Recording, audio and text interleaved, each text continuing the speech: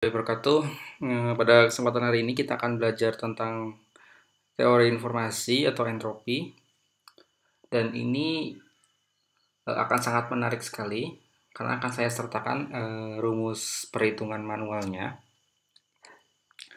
Jadi kita akan belajar tentang apa itu data dulu sama informasi itu bedanya apa. Kemudian teori informasi itu apa, entropi itu apa, redundansi apa, dan terakhir kita akan melakukan perhitungan entropi. Oke, kalau data sendiri teman-teman pasti sering baca, yaitu saya sudah sertakan tapi saya tidak akan ceritakan secara detail banget ya. Jadi kita kan sering lihat data teks nih, citra, audio, video, atau data yang terformat, seperti data tanggal dan sebagainya gitu. Jadi si data itu bahan mentah yang kelak dapat dijadikan sebagai sesuatu yang lebih bermakna. Ini menurut Kadir ya. Kemudian bahan baku yang belum mempunyai makna atau belum berpengaruh langsung kepada pengguna gitu. Lalu si informasi ini yaitu kumpulan dari data. Kemudian yang diorganisasi sehingga punya arti bagi si penerima. Jadi kalau data itu masih mentah banget, nah kalau informasi ini udah diproses sehingga dapat digunakan. Nah, jadi keefektivitasan sebuah informasi itu kualitasnya itu ada 3 karakteristik utama, yaitu itu harus akurat. Maksudnya itu bebas dari kesalahan-kesalahan dan tidak sesat. Jadi ya akurat banget datanya. Jadi ngirimnya A ya ngasihnya A gitu. Ngirimnya B ya B, ngirimnya 3 ya 3. Jangan sampai kita misalnya ngirim data penjualan itu pas belinya 1 juta, tiba-tiba di notanya jadi 3 juta gitu kan sesat gitu ya. Jadi kita harus akurat banget data informasinya, karena kalau tidak akurat itu akan sangat berbahaya. Jadi dalam pengiriman datanya, dalam pengiriman informasinya itu bisa terjadi adanya gangguan yang dapat merusak informasi, baik itu gangguan jaringan atau gangguan yang lain gitu ya. Nah, kemudian si informasi ini harus terdeliver. Jadi terdeliver dengan baik, maksudnya itu harus punya manfaat untuk pemakainya. Jadi kan setiap orang itu kan punya kebutuhan yang berbeda-beda nih. Jadi informasi yang terkirim itu harus bermanfaat gitu. Nah, si informasi ini nilainya ditentukan oleh dua hal, yaitu manfaat dan biaya. Jadi kalau informasi dikatakan bernilai atau valuable apabila manfaatnya lebih efektif dibandingkan dengan biaya untuk mendapatkannya gitu. Terus ada juga yang ketiga, itu timelines, yaitu informasi yang datang pada si penerima tidak boleh terlambat, tidak harus tepat waktu. Misalnya anggap saja tuh 2 detik, ya udah harus 2 detik gitu. Dan tidak boleh kelamaan gitu. Tahu-tahu ngirim WA gitu ya, teks WA jam 1 siang gitu kan, kemudian baru sampai di 3 hari kemudian atau 5 hari kemudian, itu kan pasti ada gangguan nih. Nah ini kalau seperti ini maka informasinya tidak dianggap tidak berkualitas, dan kalau sampai tidak berkualitas maka dianggap sebagai suatu hal yang berakibat fatal bagi organisasi. Nah, untuk teori informasi sendiri itu sebuah disiplin ilmu dalam bidang matematika, jadi merupakan bagian dari matematika terapan yang berkaitan dengan kuantisasi data, sehingga data atau informasi itu dapat disimpan dan dikirim tanpa kesalahan. Jadi yang merujuk ke 3 karakteristik kualitas efektivitas informasi tersebut ya. Jadi kalau si teori informasi ini bagaimana caranya data itu dapat dikirim dengan baik tanpa kesalahan dalam suatu kanal komunikasi. Kemudian entropi sendiri secara garis umum itu adalah nilai informasinya gitu ya. Jadi informasi ini berharga apa enggak gitu. Nah, entropi informasi itu sering dipakai sebagai alat untuk maksudnya ini ya, nilai informasi ya, berharga tidak atau tidaknya informasi. Jadi dinyatakan sebagai banyaknya bit rata-rata yang diperlukan untuk menyimpan dan mengirim informasi tersebut. Jadi berapa bit nih data yang perlu dikirimkan oleh suatu informasi atau suatu data gitu kan.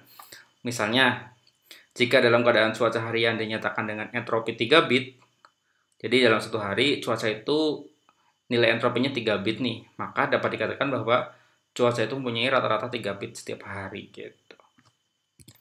Oke, untuk redundansi itu kebalikannya dari entropi ya. Jadi kalau redundansi itu sifatnya predictable atau bisa diprediksi. Biasanya pakai kode-kode tertentu. Misalnya nih, kalau ada komunikasi umum nih, kalau kita telepon umum gitu kan, pakai telepon seluler gitu kan, informasi kan kita saling terhubung dengan yang lain dengan mudah itu. Tapi kalau ada kendala, kita bisa mengalami redundansi. Jadi contohnya karena ada gangguan atau bisa dikarenakan karena sinyal yang lemah, maka kita harus mengeja huruf dengan ejaan yang telah banyak diketahui umum. Misalnya kalau Charlie untuk C, Alpha untuk A, dan seterusnya gitu ya. Pasti teman-teman sering dengar itu. Nah, untuk rumus teori informasi sendiri, ini rumusnya jumlah dari probabilitas dikalikan dengan log base 2 si probabilitas. Jadi nanti konsepnya seperti ini. Nah, secara khusus, teori informasi ini cabang dari matematika, peluang dan statistik yang berkaitan dengan konsep informasi dan entropi informasi seperti yang telah dijelaskan di atas. Jadi nanti akan lebih paham lagi kalau kita udah ngitung ya. Dan penemunya adalah Claude E. Shannon. Dia tuh lahir tahun 1916 sampai 2001, dikenal sebagai bapak teori informasi. Kemudian rumusnya ini saya akan breakdown lagi. Jadi rumus entropi kan jumlah sigma ya, PJ ini probabilitas, kemudian dikalikan log base 2 dari probabilitas tersebut. Jadi nanti kita menghitung ini. Nah, si PJ ini probabilitas kemunculan, dan kemudian ada self entropi. Nah, ini log 2 1 per PJ. Kenapa 1? Ya ini negatif. Biar jadi kita kalau di rumus matematika itu kalau di depannya negatif, kita jadi bisa pakai 1 per PJ gitu ya. Oke. Contohnya, ketika kita mengirimkan teks Purwokerto gitu ya, kita kan ada berapa nih? PURWOK, ERTO. Jadi ada 10 ya, 10 teks. Kemudian simbol-simbol yang unik itu kan ada P, U, R, W, O, K, E, T. Jadi kita cek, oh huruf P 1 munculannya, U ada 1, R ada 2 nih ya, 1, 2, W 1, O2, K1, E1, dan T1. Kalau kita jumlah ada 10. Dan untuk menghitung probabilitasnya, kemunculannya udah kita bagi aja. 1 bagi 10, 0,1. 1 bagi 10, 0,1. 2 bagi 10, 0,2, dan seterusnya. Kemudian probabilitas ini, kalau kita jumlahkan, itu harus maksimal 1. Nggak boleh lebih dari 1. Karena itu probabilitas ya 100% gitu ya. 1 per 1 atau 100%, 100 bagi 100 nih. Jadi 1 gitu. Kemudian kita ada juga self entropinya itu apa? Jadi si teks PURWOKERTO ini, cara ngitung self entropinya adalah log 2 1 per probabilitas. Nah, tadi kan 0,1. Jadi log 2 dari 1 per 0,1. Makanya nilainya seperti ini. Kalau ini sama ya. Kemudian log 2 1 per 0,2. Maka nilainya seperti ini. Dan seterusnya. Itulah yang dimaksud dengan self entropy. Sengaja saya kasih blok orange di sini. Jadi, semakin tinggi probabilitas suatu simbol, maka nilai self entropinya maka semakin kecil. Ini kan gede nih probabilitasnya. Kemunculannya nih huruf PUR ya. R kan 2 kali muncul, jadi lebih banyak banget. Lebih banyak dari yang lain, maka nilai self entropinya lebih kecil.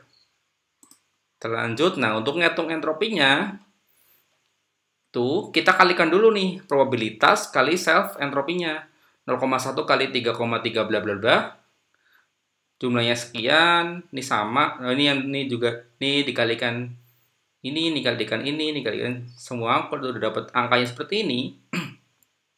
Kemudian entropinya itu adalah menjumlahkan ini. si